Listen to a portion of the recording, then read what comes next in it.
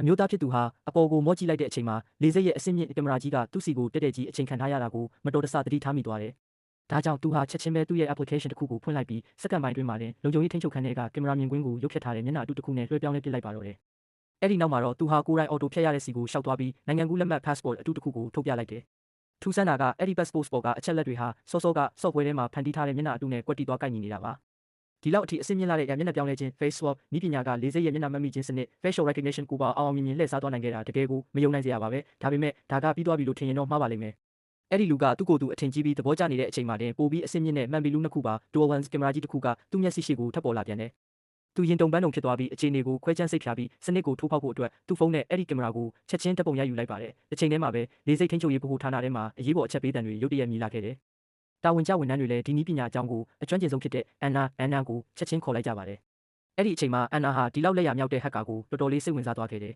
။အဲ့ဒီလူဟာ deepfake နည်းပညာကိုသုံးပြီးမဟုတ်မမှန်တဲ့အထောက်အထားတွေနဲ့ခရီးသွားဖို့စူးစမ်းနေတာကိုအန်နာကချက်ချင်းရိပ်မိလိုက်တာပါ။ဒါကြောင့်အန်နာဟာအကြမ်းဖက်မှုတိုက်ဖျက်ရေးဗဟိုဌာနကိုအဲ့ဒီလူရဲ့ရုပ်မှန်ကိုချက်ချင်းဖော်ထုတ်ဖို့အမိန့်ပေးလိုက်ပါတော့တယ်။ဒါပေမဲ့နောက်ကျသွားခဲ့ပါပြီ။ဘာလို့လဲဆိုတော့အဲ့ဒီလူကလေစိတ်တွင်းပြေးဆွဲတဲ့ဘတ်စကားပေါ်ကိုရောက်နေပြီဖြစ်လို့ပါ။သူကမှန်ဘီလူးနှစ်ခုပါကင်မရာရဲ့အချက်လက်အပြည့်အစုံကိုဖုန်းထဲမှာအမြန်ဆွဲထုတ်ပြီးရုပ်ဖြတ်ဖို့အတွက်အဲ့ဒီစနစ်ကိုထပ်မံထိုးဖောက်ဖို့ပြင်ဆင်နေခဲ့တယ်။ဒါပေမဲ့တစ်ဖက်မှာလည်းထိန်းချုပ်ရေးဗဟိုဌာနကလမ်းကြောင်းအားလုံးကိုအကုန်လုံးပိတ်ဆို့ထားပြီးဖြစ်ပါတယ်။မကြခင်မှာပဲလေစိတ်ကအဲ့ဒီလူကိုဖမ်းဆီးဖို့အထူးလက်နက်ကင်တပ်ဖွဲ့ tactical unit ကိုစေလွှတ်လိုက်ပြီးအန်နာကလည်းသူတို့လိုက်နေတဲ့ပြစ်မှတ်ရဲ့နောက်ကြောင်းရဆုံးရဲ့မှန်ကိုဖော်ထုတ်နိုင်ခဲ့ပါတယ်။မထင်မှတ်ပဲအဲ့ဒီလူရဲ့တကယ်အထောက်ထားကပြည်ပကလာတဲ့အစင်မြင့်လျှို့ဝှက်သူရှို့တယောက်ဖြစ်နေခဲ့တာပါ။မိမိတို့ရင်ဆိုင်နေရတာကတာမန်ပြိုင်ဘက်မဟုတ်မှန်းသိလိုက်ရတဲ့အတွက်အခြေအနေကပိုပြီးတင်းမာသွားပြီဆိုတာအန်နာနားလည်လိုက်တယ်။ဒါကြောင့်သူမကလုံခြုံရေးတပ်ဖွဲ့အားလုံးကိုအဲ့ဒီရန်သူရှို့ကိုမရရအောင်ဖမ်းဆီးဖို့ချက်ချင်းထပ်မံအမိန့်ပေးလိုက်ပါတယ်။ဒါပေမဲ့အဲ့ဒီလူကနောက်ဆုံးလုံခြုံရေးဂိတ်ကိုဖျက်ကျော်လိုက်တဲ့အချိန်မှာအထူးတပ်ဖွဲ့ဝင်တွေကအချိန်မီရောက်လာလိမ့်မယ်လို့ဘယ်သူမှမထင်ထားခဲ့မိဘူး။သူတို့ကတော့အဲ့ဒီလူကိုနေရာမှာတင်လက်ရဖမ်းနိုင်ပြီလို့ထင်နေတာပါ။ဒါပေမဲ့တပ်ဖွဲ့ဝင်တွေပြစ်မှတ်ရှိတဲ့နေရာကိုရောက်သွားတဲ့အချိန်မှာတော့အဲ့ဒီလူကအရေးတောင်မကြမ်းပဲလူအုပ်ထဲမှာပျောက်ချင်းမလားပျောက်ကွယ်သွားခဲ့ပါပြီ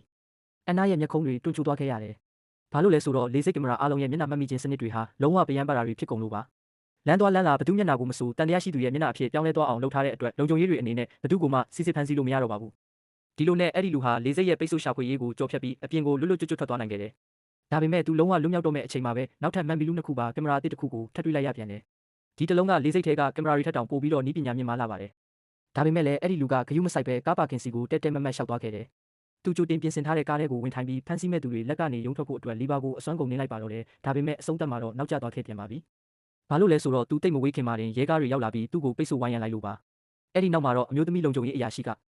သူမရဲ့အထက်လူကြီးစီကိုသတင်းကောင်းအစီရင်ခံလိုက်ပါတယ်။ပိုပြီးအဆင့်မြင့်တဲ့အဲ့ဒီမှန်ဘီလူးနှစ်ခုပါကင်မရာကနောက်ဆုံးမှာတော့ပြစ်မှတ်ကိုအမိရပြီးသူရှိုကိုဖမ်းဆီးဖို့အဆင်သင့်ဖြစ်သွားခဲ့ပါပြီ။ဒါပေမဲ့ဒါဟာသူရှိုဖွဲ့စည်းကြီးရဲ့တာမန်စမ်းသပ်မှုတစ်ခုမျှသာဖြစ်တယ်ဆိုတာကိုတော့ဘယ်သူမှမသိခဲ့ကြပါဘူး။